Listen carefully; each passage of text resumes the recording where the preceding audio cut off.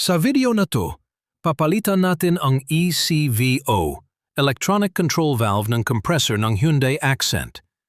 Isa to sa mga madalas na dahilan kung bakit nawawala o hindi tumutuloy ang lamig ng aircon kahit maayos ang pressure at system. Bago tayo magsimula, siguraduhin muna nating patay ang makina at tanggal na ang freon. Tanggalin muna natin ang lumang ECV. Kadalasan may lockpin lang yan o bolt, depende sa model.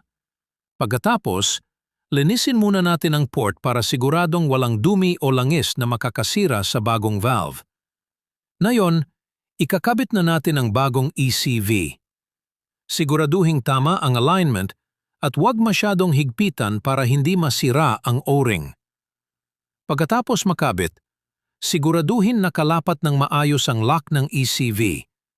Kargahan ng freon, i-start natin ang makina at iyon ang aircon.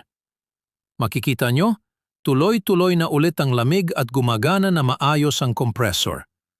Ito yung simpleng solusyon sa problema ng AC na nawawala ang lamig kahit may supply ng kuryente.